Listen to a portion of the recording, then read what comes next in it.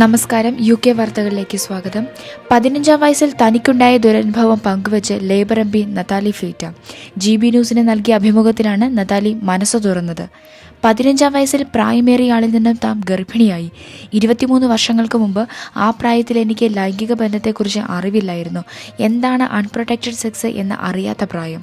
ബലാത്സംഗം തന്നെയാണിതെന്നും അവർ കൂട്ടിച്ചേർത്തു. പിന്നീട് താൻ ഗർഭിണിയായെന്നും തൻ്റെ മകൾക്ക് ജന്മം നൽകിയെന്നും MP പറഞ്ഞു.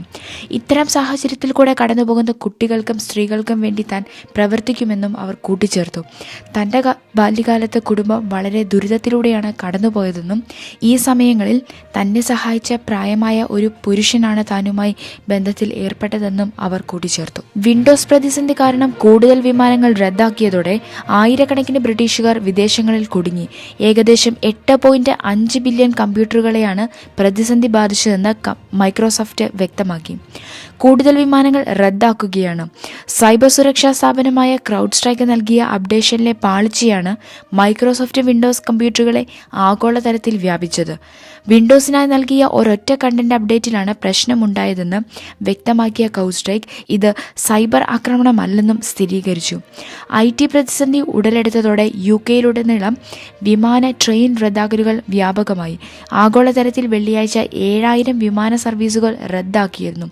UK-യിൽ 408 വിമാനങ്ങളും നിലത്തിറക്കി. ശനിയാഴ്ച രാത്രിയിലും ആയിരക്കണക്കിന് ബ്രിട്ടീഷുകാർ എയർപോർട്ടുകളിൽ വെറും നിലത്ത് കിടന്നുറങ്ങുന്ന അവസ്ഥയായിരുന്നു ഉണ്ടായിരുന്നത്. വിമാന സർവീസുകൾ സാധാരണ നിലയിലേക്ക് കടക്കാൻ ഇനിയും താമസമെടുക്കുമെന്നാണ് റിപ്പോർട്ട്.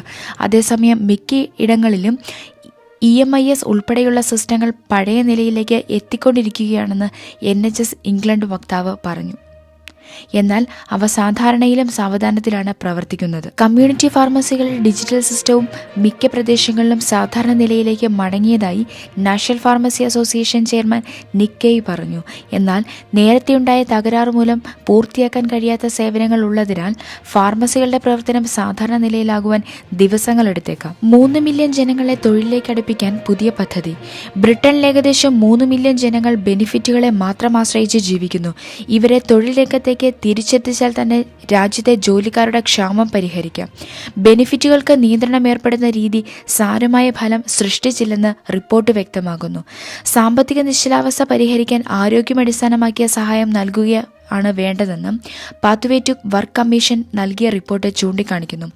1 വർഷം നീണ്ട പഠനത്തിൽ UK-യിലെ ഏകദേശം 2.8 മില്യൺ ആളുകൾ സാമ്പത്തികമായി നിശ്ചലാവസ്ഥയിലാകുന്നതിന് കാരണം ദീർഘകാലമായ അനാരോഗ്യമാണ്. ഇത് മാനസികവും ശാരീരികവുമാകാം. എന്നിരുന്നാലും ആരോഗ്യ പ്രശ്നമാണ് പ്രധാന വിഷയം. ജോലി കണ്ടെത്തിയില്ലെങ്കിൽ ബെനിഫിറ്റിൽ ഉപരോധം വരുത്തുന്നതാണ് നിലവിലത്തെ രീതി. എന്നാൽ ഇത് പഴയകാല രീതിയാണെന്ന് റിപ്പോർട്ട് ചൂണ്ടിക്കാട്ടുന്നു. ഈ സാഹചര്യത്തിലാണ് ഹെൽത്ത് സെന്ററും ജോബ് സെന്ററും ഏകോപിപ്പിക്കാൻ നിർദ്ദേശം വരുന്നത്. ജോലി ചെയ്യാത്ത 3 മില്യൺ ജനങ്ങളെ സാമ്പത്തികമായി ഉത്തേജിപ്പിക്കാൻ ഇതുവഴി സാധിക്കുമെന്നാണ് ഗവേഷണ റിപ്പോർട്ട്. ജോബ് സെന്റർ പ്ലസിലെ ജീവനക്കാരിൽ നല്ലൊരു ശതമാനവും ബെനിഫിറ്റ് നിയമങ്ങൾ നടപ്പിലാക്കുന്നതിനും ഏതെങ്കിലും തരത്തിലുള്ള ജോലി തരപ്പെടുത്തി നൽകുന്നതിനുമാണ് ശ്രദ്ധിക്കുന്നത്. അതേസമയം കരിയറിൽ മുന്നേറാനും മെച്ചപ്പെട്ട വരുമാനം നൽകുന്നതിലും ഇവർക്ക് ശ്രദ്ധിക്കാൻ കഴിയുന്നില്ല. മാത്രമല്ല സാമ്പത്തികമായി പ്രവർത്തിക്കാത്തവരെ ഇവർ അവഗണിക്കുകയാണ് ചെയ്യുന്നത്. ഇമിഗ്രേഷൻ തടയാൻ ബ്രിട്ടീഷുകാർക്ക് പരിശീലനം നൽകാനൊരുങ്ങി ലേബർ സർക്കാർ.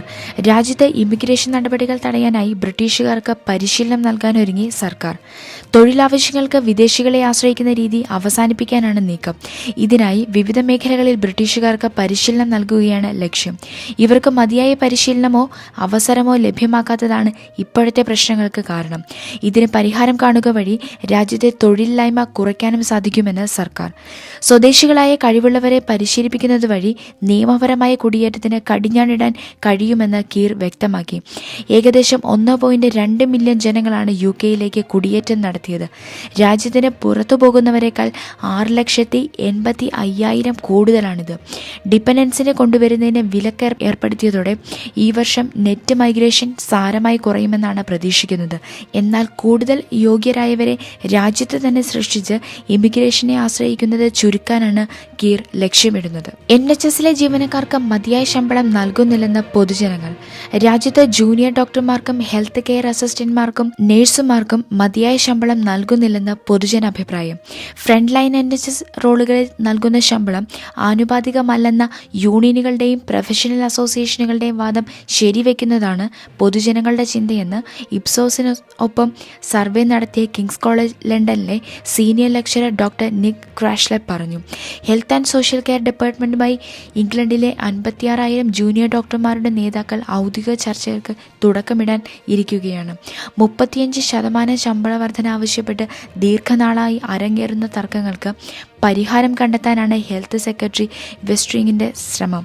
2023 മാർച്ച് മുതൽ 11 തവണയാണ് സമരങ്ങൾ നടത്തിയത്. ജൂനിയർ ഡോക്ടർമാർ ആവശ്യപ്പെടുന്ന തോതിൽ ശമ്പളം വർദ്ധിപ്പിക്കാനുള്ള അവസ്ഥയല്ലെന്ന് ഹെൽത്ത് സെക്രട്ടറി വ്യക്തമാക്കിയിട്ടുണ്ട്.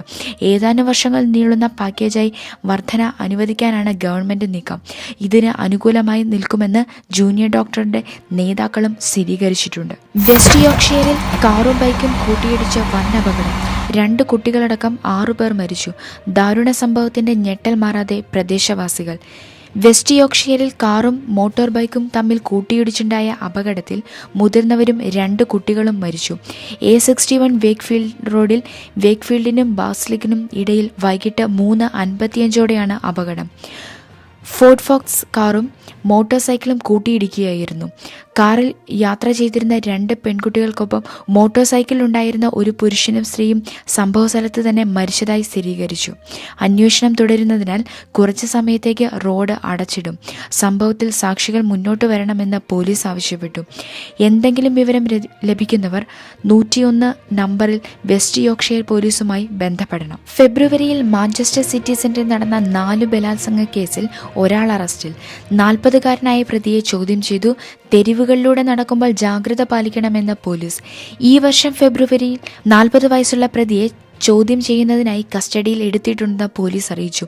ഇവ ശരിക്കും ഭയാനകമായ കുറ്റകൃത്യങ്ങളാണെന്ന് force lead detective superintendent Richard Hunt പറഞ്ഞു. തങ്ങളുടെ സ്പെഷ്യലിസ്റ്റ് ഓഫീസർമാർ ഈ സംഭവങ്ങളിൽ ഉൾപ്പെട്ടിരിക്കുന്ന ഇരകളെ പിന്തുണയ്ക്കുന്നത് തുടരുകയാണെന്നും അവർക്ക് ഈ സമയത്ത് ആവശ്യമായ ഉചിതമായ പരിചരണം നൽകാൻ തങ്ങൾ കഴിയുന്നതെല്ലാം ചെയ്യുന്നുവെന്നും ഗ്രേറ്റർ മാഞ്ചസ്റ്ററിലെ തെരുവുകളിലൂടെ നടക്കുമ്പോൾ ആരും സുരക്ഷിതരല്ലെന്നും അദ്ദേഹം കൂട്ടിച്ചേർത്തു. ബലാത്സംഗത്തിന് ഇരയായ എല്ലാവർക്കുമായി നീതി നേടിയെടുക്കാൻ ഞങ്ങൾ പ്രതിജ്ഞാബദ്ധരാണ്. കമ്മ്യൂണിറ്റികളിൽ ഏതെങ്കിലും തരത്തിലുള്ള ലൈംഗിക അതിക്രമങ്ങൾ ഞങ്ങൾ അനുവദിക്കില്ല. അതിക്രമമോ ദുരുപയോഗമോ അനുഭവിച്ചിട്ടുള്ളവർ മുന്നോട്ട് വന്ന് അക്കാര്യം റിപ്പോർട്ട് ചെയ്യണമെന്നും സേന അറിയിച്ചു. വാർത്തകൾ അവസാനിക്കുന്നു. നന്ദി, നമസ്കാരം.